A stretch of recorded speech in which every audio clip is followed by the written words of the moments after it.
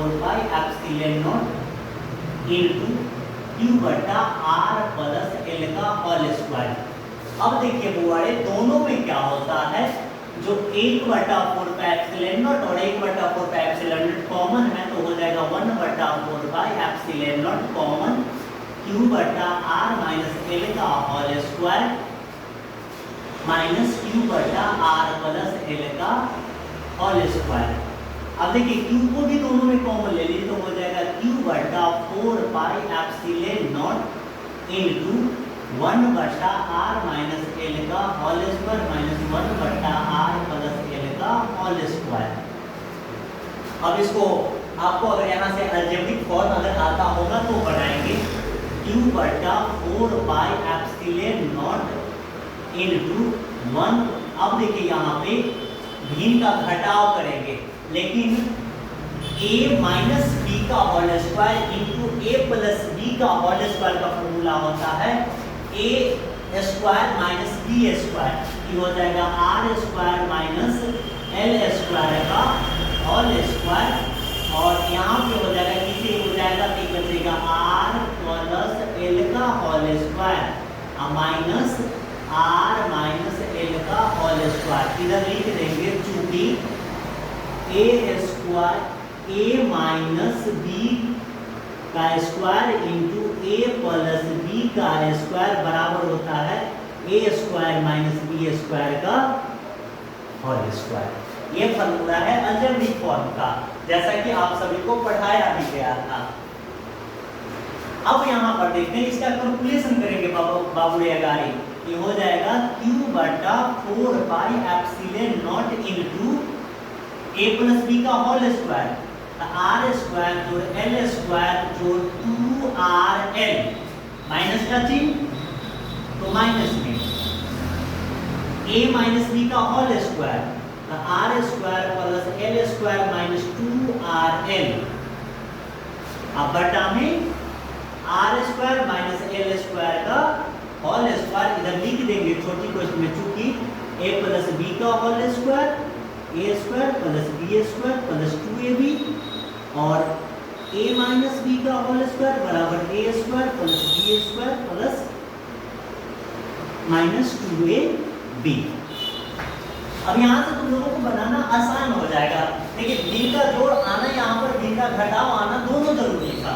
तो देखिए q बटा 4 पाई एप्सिलॉन नॉट इनटू, अब इसको सीधा करेंगे आर स्क्वायर जोड़ एल स्क्वायर जोड़ 2rl plus minus minus R square plus minus minus L square minus minus plus 2rl।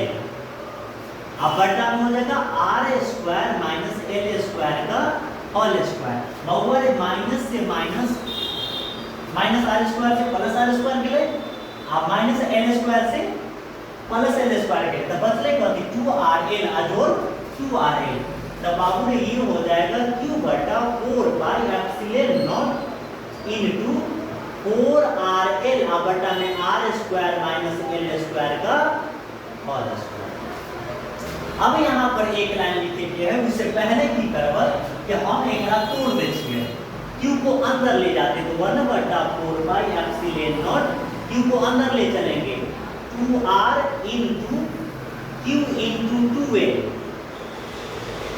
अब बटा में are square minus L square का होल स्क्वायर। देखिए q को अंदर में लेंगे 4rl को तोड़े तो 2r को बाहर निकाल लिए, q को अंदर लेंगे तो बचा क्या मेरे पास 12 यही बचा। उसके बाद देखिए अगला फॉर्म क्या होगा इसका, हम इसको मिटा दे रहे हैं तो देखिए हो जाएगा 1/4 पाई एप्सिलॉन नॉट इनटू 2r। अब देखिए विद्युत विद्युत आघूर्ण का फॉर्मूला होता है q इंटू 2l बराबर p, तो यहाँ लिख देंगे हम 2rp अब बटा में are square minus L square का होल स्क्वायर इधर लिख देंगे चूंकि p बराबर q इंटू 2l बराबर p। यह है विद्युत विद्युत आघूर्ण का फॉर्मूला कि आवेश का परिमाण उनके बीच के दूरी के गुणनफल के बराबर होता है, उसे विद्युत विद्युत आघूर्ण कहते हैं। लाइन में आते हैं तो बचेगा 1/4 पाई एप्सिलॉन नॉट इनटू 2rp बटा में r square minus l square का होल स्क्वायर। अब यहाँ पर सिर्फ एक लाइन यह याद रखना है, लिखेंगे लेकिन r big greater than l हो तो l स्क्वायर का मान r स्क्वायर की तुलना में नगण्य माना जा सकता है।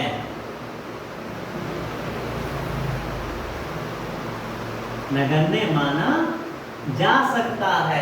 कहने का तात्पर्य जब r बिग ग्रेटर देन जब l होगा तो l स्क्वायर का मान r स्क्वायर की तुलना में हम नगण्य यानी कि शून्य मान सकते हैं। तो बाबू वैल्यू हो जाएगा, नीचे लिखते हैं E बराबर हो जाएगा 1/4 पाई एप्सिलॉन नॉट इनटू 2rp। इसका मान तो शून्य हो गया, एल स्क्वायर तो शून्य हो गया, नगण्य माना गया, तो बचेगा क्या r स्क्वायर का होल स्क्वायर। अगला स्टेप हो जाएगा E/4 पाई एप्सिलॉन नॉट इनटू 2rp बटा में r के पावर 4, एगो से एगो कट गया तो बचा 3, इसलिए E बराबर 1/4 पाई एप्सिलॉन नॉट इनटू 2p/r3। यही फॉर्मूला हमको साबित करना था, यानी कि अक्षीय स्थिति पर विद्युत क्षेत्र की तीव्रता अगर हमें साबित करने के लिए कहेगा तो स्वाभाविक बात है डायग्राम सबसे ज्यादा स्मरण में रखेंगे। बिंदु A पर -q आवेश, बिंदु B पर +q आवेश, उसके अक्षीय बिंदु O और जिस पर बिंदु क्षेत्र की तीव्रता ज्ञात करनी है P, तो देखिएगा O और A के बीच की दूरी L, O से B के बीच की दूरी L और टोटल दूरी 2 है, कुल लंबाई। अक्षीय बिंदु से R दूरी पर एक बिंदु P है जिस पर एकांक धनावेश को रखा गया है। तब प्लस q आवेश के कारण जब हम विद्युत क्षेत्र की तीव्रता निकाल लेंगे कल के क्लास में, तो 1/4 पाई epsilon naught into q/r square, तो यहाँ हो जाएगा 1/4 pi epsilon into q/r minus l का होल स्क्वायर। bp की दिशा में, b से p की दिशा में जब बल लगेगा तो दूरी क्या हो जाएगी, हटेगी, और अगला है -q आवेश के कारण, तो जब हम इधर पहुंचेंगे तो दूरी हमारा जुटेगा। फिर हमने सारी इक्वेशन को तैयार किया, यानी कि इससे पता चलता है कि अक्षीय स्थिति पर विद्युत क्षेत्र की तीव्रता ऋण आवेश से धन आवेश की ओर होगी। अगर यही चीज को कहे कि इसका सदिश रूप ज्ञात करें तो करना कुछ नहीं बाबू, लिख देंगे यहाँ पर सदिश रूप में।